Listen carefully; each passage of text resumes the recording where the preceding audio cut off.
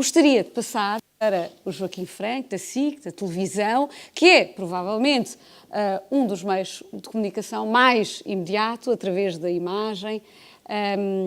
Gostaria de saber como é que vê, então, a pergunta inicial, aliada a esta depois de tudo. Obviamente, com certeza. Autorizamos liberdade, sim. Mas ele também, quando está muito tempo sentado, Muito bem. Muito boa tarde a todos, muito obrigado pela simpatia do convite.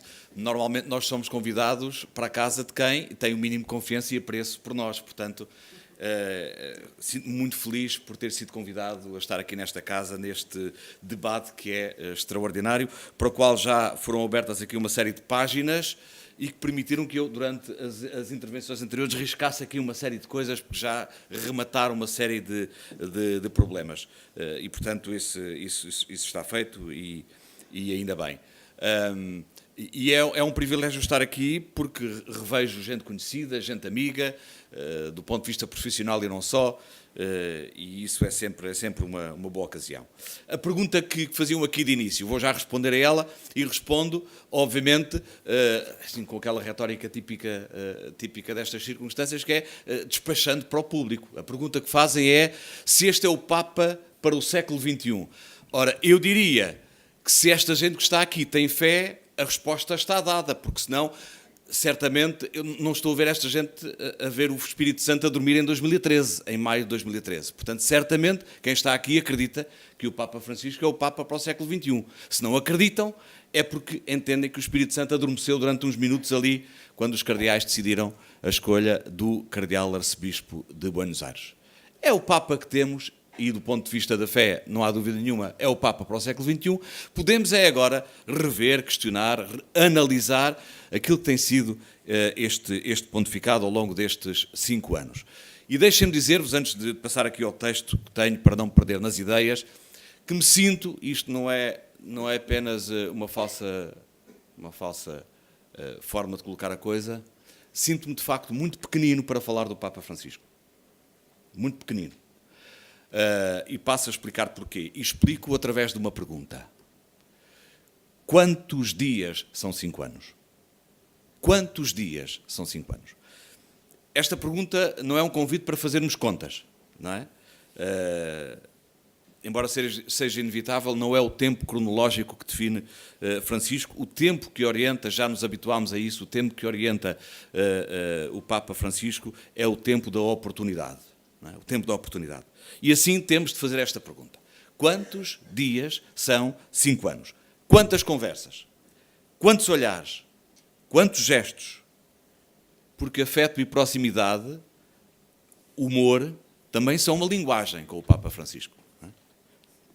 E não há compêndios, nem livros, que resumam essa experiência o suficiente para se perceber o alcance de cada toque, de cada sensibilidade, de cada palavra. Como dizia o Padre Tolentino, num retiro há uma palavra que se destaca numa pessoa e não se destaca noutra. E é importante nós percebermos, a partir desta pergunta, quantos dias são 5 anos. É por isso que eu me sinto muito pequenino a falar do Papa Francisco. Bom, se quisermos então resumir o que foram estes 5 anos, porque também nos chamaram para isso, teremos de assumir como ponto prévio que não podemos verdadeiramente dizê-los. Não podemos. É apenas um jogo de interpretação, é o nosso olhar a partir de uma experiência. E é sempre uma experiência viciada, porque é uma experiência a partir de um olhar. Em 2017, eu ensaiei com um outro camarada do ofício, o António Marujo, uma leitura deste pontificado. Resultou neste livro que temos aqui. Curiosamente, o João falou da Revolução. Demos ao título do livro A Revolução Imparável. Papa Francisco, A Revolução Imparável. Não trago aqui o livro para o vender, até nem tenho cópias, não é isso, está em casa. Trago apenas nesta perspectiva. O resultado foi um livro de 338 páginas, com mais de 450 notas, centenas de referências bibliográficas. Se calhar ter mais notas do que páginas significará precisamente essa dificuldade em sermos tão assertivos quanto queríamos, porque de facto estamos num jogo de interpretação da vida e obra de um homem. E o Papa Francisco é testemunha disso mesmo. Para uns, 5 anos depois, ele foi 5 anos foram muito tempo sem avanços consideráveis. Para outros, ele já exorbitou, já foi longe demais. E há também aqueles que entendem que não faz mais porque não o deixam ou não pode. Portanto, são várias as possibilidades de interpretação.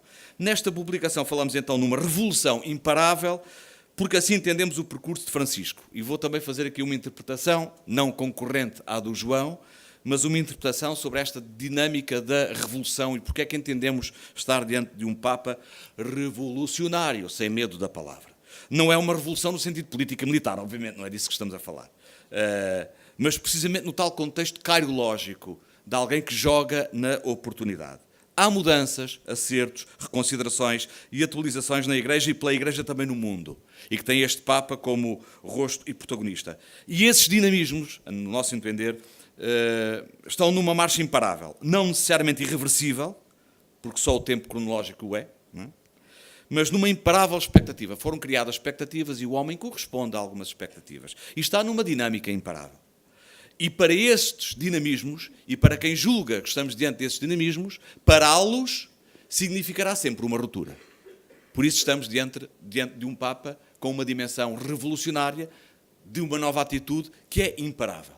Porque, de facto, há algumas coisas que estão a surgir de novo, ou renovadas na Igreja, que nós pressentimos facilmente que, se forem paradas, significarão uma ruptura.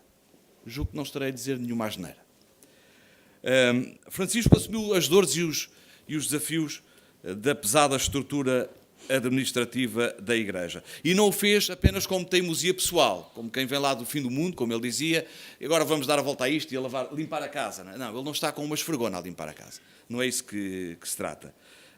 Ele surgiu na sequência de um apelo que foi feito. Os cardeais, quando reuniram previamente antes do conclave, definiram estratégias, foram dados caminhos e, digamos que o Papa Francisco está a corresponder àquilo que foi a expectativa dos próprios cardeais nas reuniões gerais, como é que se chamam as congregações gerais, nas congregações gerais. Nem mais nem menos. É isso.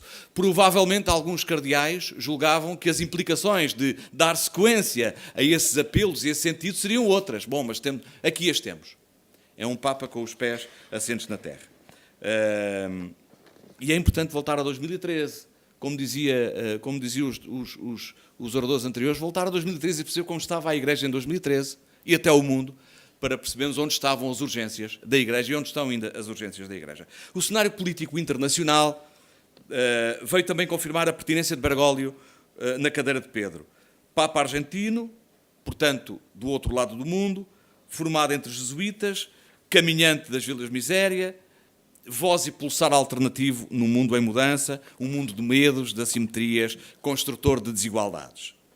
A assertividade nas palavras, associada à simplicidade por vezes desconcertante das opiniões na pressa das viagens ou no improviso de uma audiência, elevam também Francisco à concretização dessa espera. A normalidade, ou melhor, a normalidade como a anormalidade que os jornalistas tanto gostam. Ser normal, afinal, vende. E a prova disso é o Papa Francisco. Estávamos tão habituados à anormalidade, afinal, na Igreja. E é tão simples.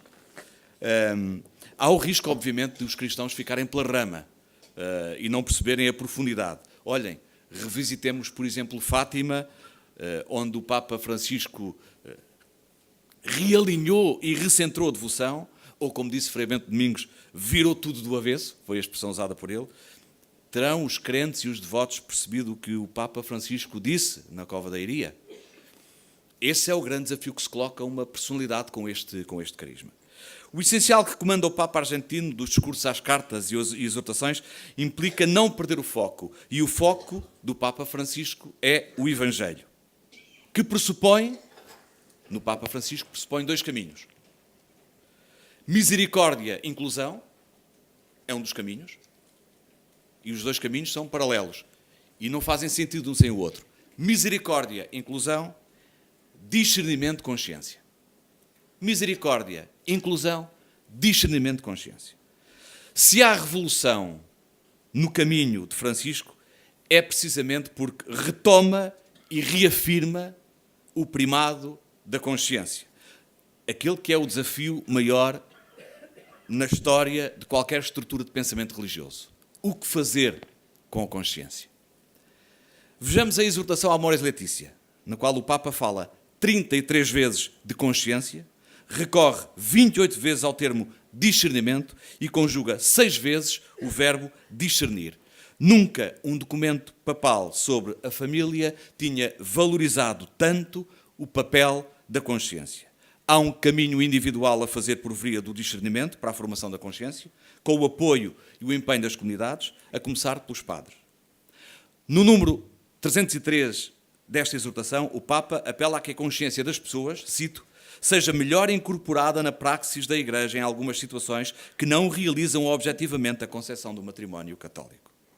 Em derradeira instância, é a pessoa em consciência, num processo de acompanhamento e discernimento, que não deve ser confundido com um processo tutelar, que reentra na vida sacramental.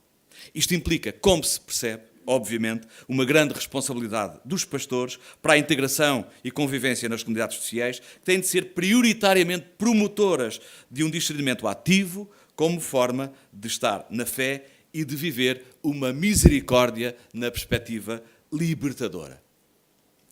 Mais do que descentralizar processos administrativos, e este é outro ângulo, Francisco procura uma igreja corresponsável, aberta a esta misericórdia, desclericalizada. Desclericalizada. Obviamente isto é um desconforto para o clero e para os leigos habituados ao sofá das leis e à rotina das normas. Obviamente é um desconforto. É uma dinâmica revolucionária. Estamos diante de uma dinâmica revolucionária. Não se estranhem, por isso, adversários e adversidades do Papa na Igreja. Faz parte do processo. Neste sentido, ganham fôlego as insatisfações de Francisco.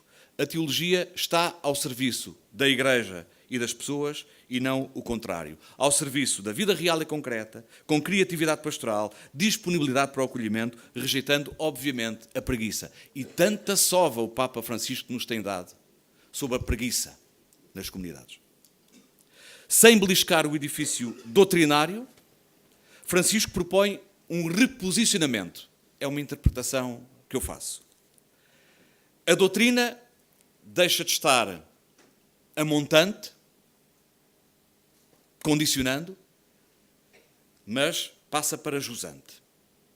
É um documento guia, é um princípio guia, uma proposta que não exclui. Está lá à frente. E é um caminho que todos são chamados a fazer, sem exclusão.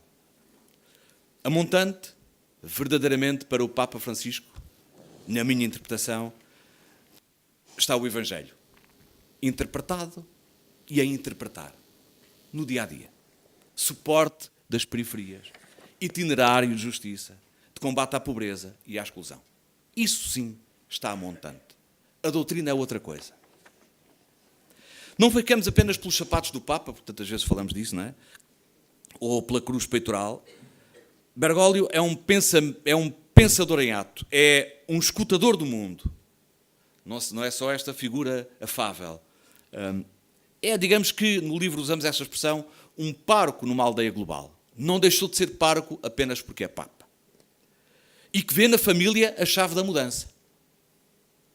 E também vê no exercício da política a possibilidade de uma redenção. E aqui está, não sendo novo, mais uma atitude que me parece, dado o contexto em que estamos a viver, também revolucionária. Esta economia mata. Esta é talvez a expressão que mais vai colar-se à memória futura do Papa.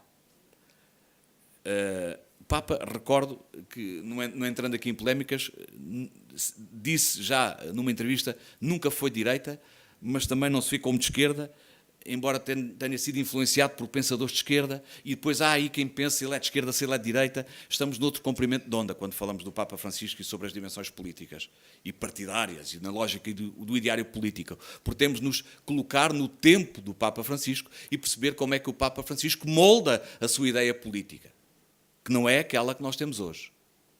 Portanto, cuidado quando nós dizemos o Papa é disto ou é daquilo. Atenção que os critérios de leitura são outros.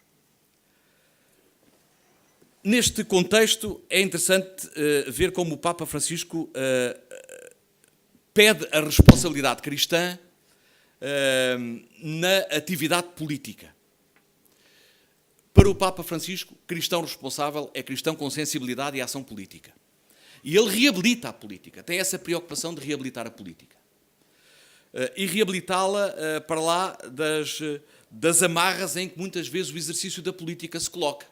Que são estas amarras do mercado endeusado, neoliberal. Não, a política verdadeiramente ao serviço da pessoa. E ele reabilita sem medo a dimensão da política. Fala no conceito de amor civil e político. Somos chamados ao exercício do amor civil e político. O amor à sociedade. Também aqui, então, não será difícil perceber onde estão os inimigos, extra-igreja, os inimigos do Papa argentino, que depois veem na encíclica Laudato Si, com as questões ambientais como o pano de fundo, mas uma encíclica muito política, vem ali uma espécie de declaração de guerra. Não é difícil perceber porquê. Basta ler bem o documento, não é? Se somos também à medida do que fazemos com os outros, entende o Papa que nos dizemos também na forma como tratamos a casa comum numa ecologia integral. E não nos podemos entender de outra forma. Vindo da experiência de vida cosmopolita na América do Sul, o Papa reforça a dimensão operativa da misericórdia. A misericórdia não se diz, a misericórdia concretiza-se. É uma noção retomada pelo Papa Francisco, esta riqueza do testemunho e da elevação da dimensão da misericórdia ao ponto de, durante um ano, mediaticamente se falar de misericórdia. É uma coisa que eu nunca tinha pensado. Quer dizer, se alguém me dissesse em 2013 que ia surgir um Papa que ia retomar a linguagem da misericórdia e que isso ia ser tema mediático e que toda a gente ia estar a falar do ano da misericórdia, eu dizia, deve estar a gozar comigo. Porque o contexto da misericórdia no Papa Francisco é muito pragmático e operativo. Eu recordo-me quando foi o jubileu da misericórdia ou dos agentes de misericórdia, eu estive lá como membro de uma misericórdia portuguesa e recordo-me perfeitamente do desafio que ele deixava aos agentes de misericórdia. Vocês são as mãos, são os concretizadores, vá lá, digamos assim, são os que concretizam a misericórdia. E não vale a pena estar cá com palavras, é nas mãos e na concretização. A misericórdia não se diz, concretiza-se. Diálogo interreligioso. Na senda de outros papas, interreligioso e ecuménico, ele também traz momentos inovadores. Juntou em Roma os beligerantes da Terra Santa. Eu arrisquei aqui uma série de coisas, porque ainda bem, Joana, que disseste. Juntou em Roma os beligerantes da Terra Santa, de facto, de pouco valeu, como se percebeu, mas teve o condão de reforçar o único papel diplomático do qual as estruturas religiosas não podem nunca abdicar, que é o de perceberem que são também mecanismos de paz. Não resultou, mas ele colocou ali as religiões no lugar certo da diplomacia, que é instrumentos para a construção da paz. Depois, num mundo que está numa guerra aos pedaços, como ele repete, insistiu e insiste em não relacionar o Islão com o terrorismo. Em Istambul, rezou na Mesquita Azul, e sem quaisquer problemas em admiti-lo. Eu recordo-me, cruzámos até lá em Istambul, quando foi a visita do Bento, e ali as questões que se colocavam, tinha havido ali um problema complexo com o Bento, por causa do discurso de Ratisbona, ele tinha estado em silêncio, o Papa rezou, não rezou, na Mesquita, o Papa Francisco não teve problemas em dizer, ele esteve ali em silêncio e esteve a orar. Não vai o diabo de e dizerem que há aqui coisas assim blasfemas. Não, com toda a normalidade e naturalidade. No Myanmar registou uma sintonia curiosa entre Buda e Francisco de Assis. Coisa muito curiosa no diálogo com o Oriente. Em Cuba teve o encontro histórico com Cirilo. Bom, nos 500 anos do início da Reforma Protestante, foi à Suécia abrir as comemorações. Ali elogiou Lutero, recordam-se? Elogiou Lutero. Isto não é revolucionário? Bom. E elogiou como? Reconhecendo a razão de Lutero para contrariar a Igreja do seu tempo. Em certa medida, Francisco hoje retoma também essa irreverência de Lutero, curiosamente. Rezar uns pelos outros, fazer coisas juntos. É esta a receita do Papa Francisco. O resto é apenas forma. A tal história do poliedro. Não é? A tal história do poliedro. Reforma. Bom, reformar. A reforma é um capítulo que não se abre e fecha assim sem mais nem menos. A reforma é um processo. Não podemos estar à espera que se diga acabou a reforma do Papa Francisco ou acabou a reforma da Igreja. A Igreja está sempre em reforma, como diz a velha máxima, não é? Portanto, não me incomoda que se façam leituras a dizer que a reforma está atrasada ou está adiantada, ou isto reforma, isto não se reforma. É um processo. E é um processo feito com o Francisco na dimensão do discernimento, daquela coisa da escuta, do olhar. Bom, já vou longe. Um minuto. Quantos dias são 5 anos? Retomo a pergunta. Eu disse que não era para fazer contas. Quantos dias? Sem prejuízo de outros temas, e aqui vamos já para a parte final, que pode ser até eventualmente a mais picante, que é a perspectiva. Um minuto. Sem prejuízo de outros temas que possam precipitar momentos mais agudos, no curto ou médio prazo, há, na minha perspectiva, na minha leitura interpretativa, 5 variáveis a ter em conta no ponto ficado em breve. A recomposição do Colégio de Cardeais, do qual sairá o sucessor, o sínodo dedicado à juventude e a próxima Jornada da Juventude, em 2019, as negociações diplomáticas com a Rússia e, sobretudo, com a China, obviamente a sua resistência física aos desafios e às oposições, e uma eventual visita à Argentina que tem vindo a ser sucessivamente adiada e que já começa a ser um mistério. Como pano de fundo temos o elogio de Bento XVI, ou a Bento XVI. Termino. Nas palavras de Francisco, Bento XVI abriu uma porta ao resignar. E Francisco já traçou também um limite. Ele disse, numa entrevista a uma televisão mexicana, aguenta bem a dor moral, mas é intolerante e cobarde, estou a citá-lo, intolerante e cobarde quanto à dor física. Perdi aqui imenso tempo e certamente não disse muita coisa que era essencial a dizer.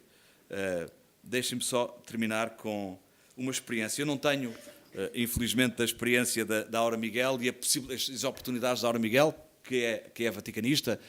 Aqui o Otávio também é, mas ela já tem mais anos disto do que tu, Otávio, desculpa lá. A Aura é uma referência no acompanhamento das visitas do Papa. A Aura, não tenho essa felicidade de estar mais próximo do Papa. Já tive em 3 ocasiões, e uma delas foi partilhada ali com o Paulo Rocha, não é?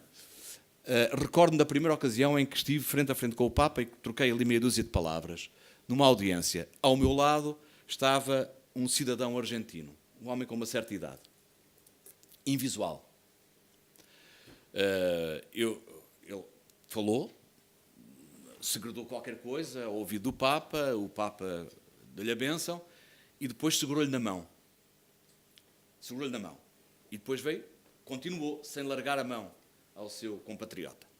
E depois esteve ali a falar comigo, ofereci-lhe uns livros, disse umas coisas que não interessam a ninguém e tal. Quando é que vem? Quando é que vai a Portugal? Quando é que não vai a Portugal? Aquelas coisas que nós, na altura, perguntamos e não fazem sentido nenhum. Mas pronto, teve de ser. Quebrar o gelo e tal. Enquanto esteve a falar comigo, nunca largou a mão daquele seu compatriota invisual.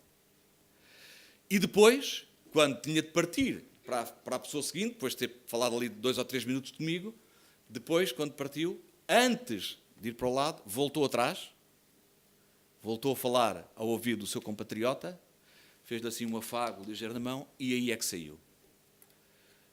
Isto não é um homem que atua por estratégias. É um homem que sente e que vive claramente a experiência e o conflito do outro. O Papa, naquele gesto perfeitamente banal, foi ao essencial. Muito obrigado.